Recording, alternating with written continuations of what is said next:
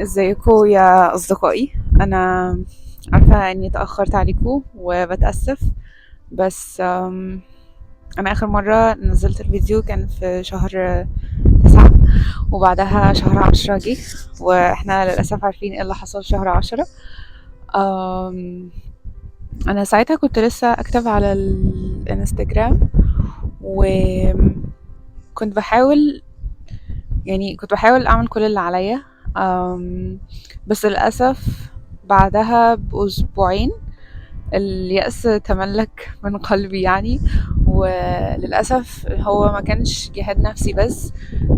انتوا عارفين ان انا طبعا في جامعة، فمعايا ناس من كل أنحاء العالم، فالموضوع كان اللي هو بجاهد نفسي وبجاهد الناس اللي معايا، لان هما طبعا مغلوطين وعندهم افكار غلط تماما.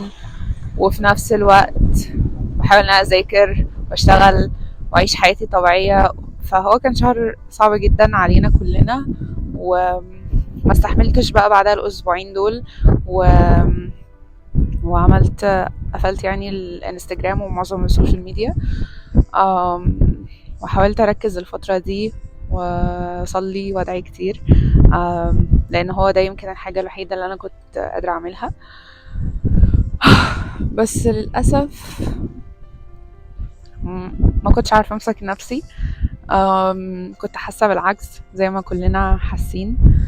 كنت مش عارفة، يعني مش عارفة اقول ايه. يعني هو بجد تقريبا اصعب شعور ممكن اكون حسيته في حياتي so far. و... وكلنا حسينا بيه، لان احنا شايفين الناس بيحصل فيها ايه ومش عارفين نعمل حاجة. وعلى الجانب الاخر اللي هو بالنسبة لي، انا عايشة مع ناس هم عندهم كل الافكار الغلط، وبيقنعوني ان انا اللي غلط، وان انا ارهابية، وان انا يعني ما علينا. خلينا نعدي الجزء ده. بس انا جايه النهارده اعمل ايه؟ واسفه يعني. الجو صعب، انا لسه في الارجنتين. الفتره دي كنت واخده اجازه شويه، قلت افصل كده وابعد عن كل حاجه واعيد ترتيب افكاري والدنيا في دماغي. وقلت اطلع اتكلم معاكم والسلام عليكم وندردش شويه. واعتقد يعني انا مش عارفه والله اقول ايه. أم وانتوا اكيد هيبقوا عندكم نفس احساس العجز اللي انا حاسه بيه. بس كل اللي اقدر اقوله ان احنا صحاب حق، وصاحب الحق بيفضل يدافع عنه لغايه ما يموت. وفي حديث انا بمشي بيه طول حياتي، انه لو الدنيا بتقوم والدنيا بتولع وخلاص احنا في نهايه العالم، وفي فسيله انا هقدر ازرعها فهغرزها في الارض. يعني ده اللي سيدنا محمد صلى الله عليه وسلم قال لنا عليه، فهو ده اللي هنحاول نعمله. وهي لسه مش القيامة.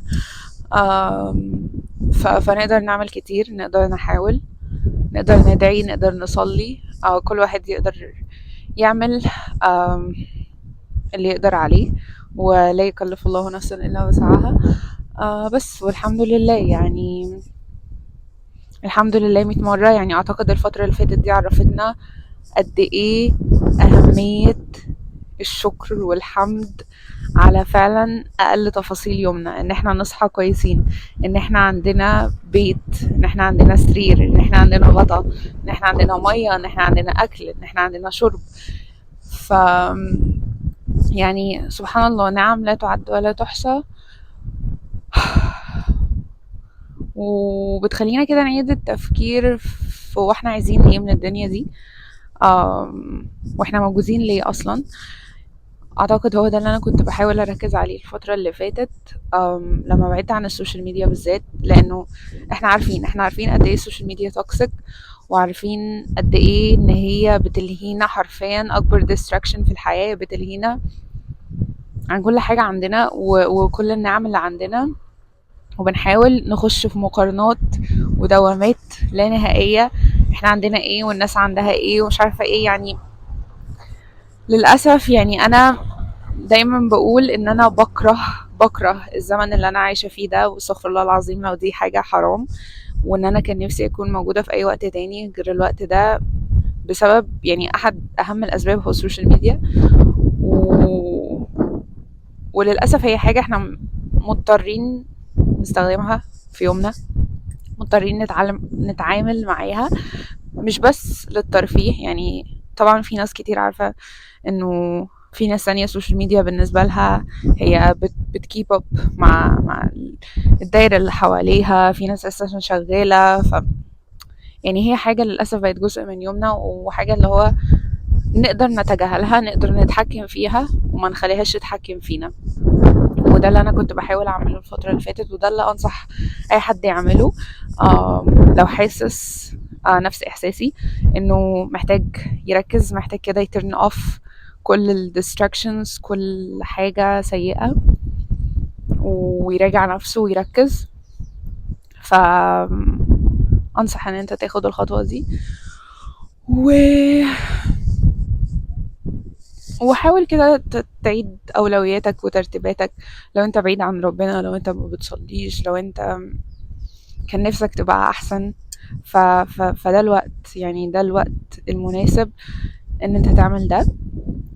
وحاجة كمان، أم، احنا عارفين ان كل ده اللي بيحصل هو already علامات الساعة الصغرى هي شبه خلصت. ف فبجد كل اللي حصل ما اكدليش حاجة غير ان احنا عايشين في الدنيا. الدنيا لو نفتكر معناها هي جاية من دنو، يعني هي بجد ولا حاجة، يعني ولا اي حاجة. ف فافتكر ده دايما وحطه قصاد عينك، وعدد نعم ربنا عليك كل يوم. اصحى كل يوم الحمد لله ان انا بتنفس، الحمد لله ان انا بشرب، الحمد لله ان انا باكل، الحمد لله الحمد لله بلا سبب وبلا طلب. بجد. بس يعني ده كل اللي اقدر اقوله. ادعوا لهم كتير، لان هو ده اللي احنا نقدر نعمله. وبس كده. اكتبوا لي في الكومنتس انتوا حاسين بايه الفترة دي، ولو شغالين على حاجة شغالين على ايه، وهستنى الكومنتس بتاعتكم. شكرا. يوتيوب. اهلا يوتيوب.